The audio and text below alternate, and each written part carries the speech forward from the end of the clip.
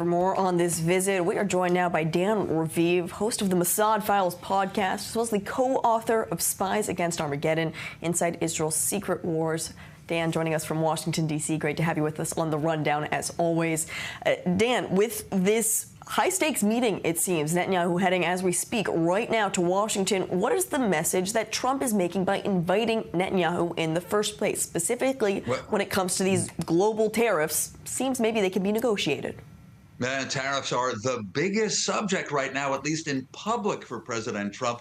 And to think that Israel, a country of fewer than 10 million people, not the biggest exporter to the United States or export market for the U.S., and yet still, as Netanyahu himself noted as he left Budapest today, he's the first foreign leader to get to see President Trump on this subject.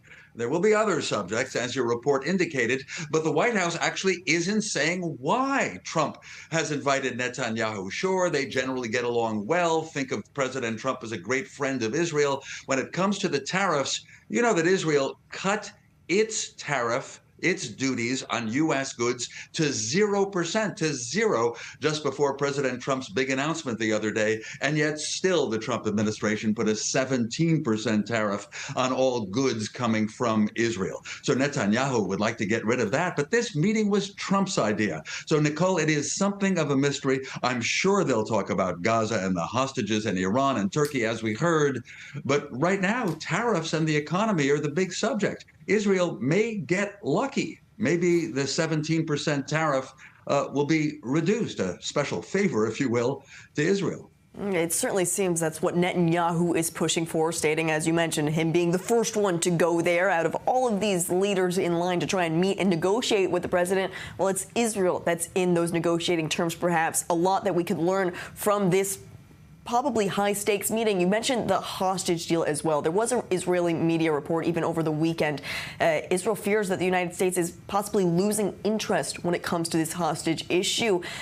Is the Trump administration showing any signs of losing steam when it comes to these negotiations? And is this also part of Netanyahu's visit then to help revive these talks? Well, it's hard to gauge, to be frank. Again, President Trump has mostly been speaking about tariffs, but he's got his staff involved with so many things, frankly, problems, questions about the National Security Council in the White House after leaks and some members of the staff being fired because they weren't loyal enough to President Trump. The intelligence agency, the National Security Agency, NSA, has lost its top two leaders, both senior military officers, again, over loyalty issues. So President Trump seems very distracted by things that interest him a lot. But getting Edan Alexander, a U.S.-Israeli joint citizen, released from captivity in Gaza would be a win for President Trump. So I don't think that he and his special hostage negotiator, Steve Witkoff, have given up.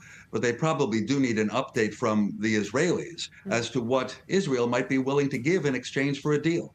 24 hours from now, that's when we'll hopefully be learning a lot more about this meeting that is set to take place between Netanyahu and Trump. Dan Raviv joining us live from Washington, D.C. Thank you for breaking